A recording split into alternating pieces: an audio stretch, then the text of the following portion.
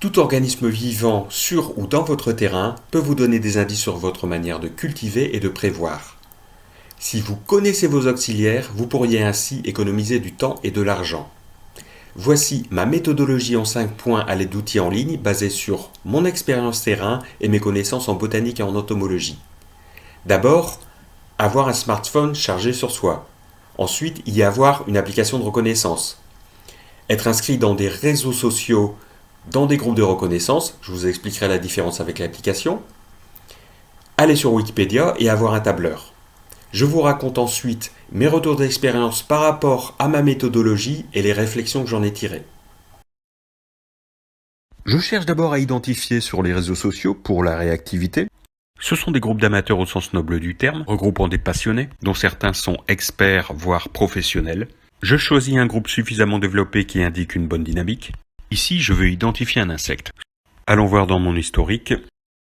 Après avoir respecté les règles de courtoisie et de gratitude, j'édite ma publication en indiquant le nom trouvé après discussion.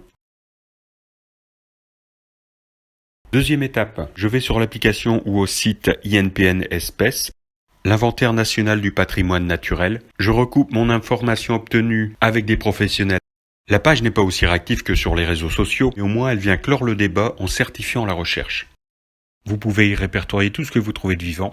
Ce qui nous intéresse, c'est l'icône œil en bas pour entrer une nouvelle observation. Je charge la photo de ma punaise, identifiée. Je date l'observation. Je localise. Catégorie insectes et araignées. C'est une punaise. Recherche par nom d'espèce ou par nom de genre.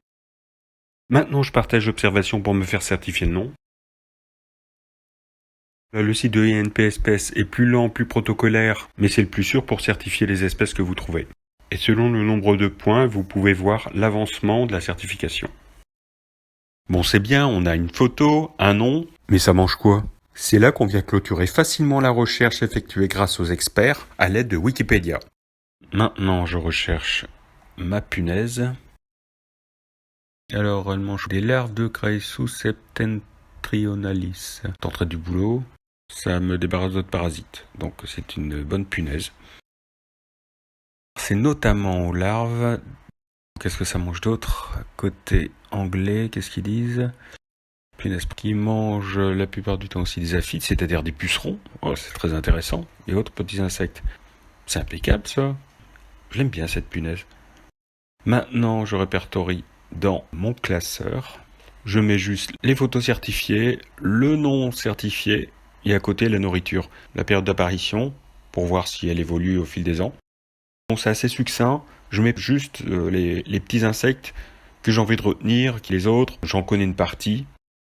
Donc j'ai pas mal de punaises, là j'ai rangé, ce sont surtout des punaises finalement amies.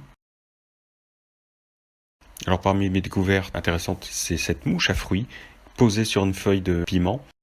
J'allais l'aplatir et finalement j'ai dégainé mon smartphone et j'ai fini par trouver que c'est la seule mouche à fruits qui mange des têtes de laiton.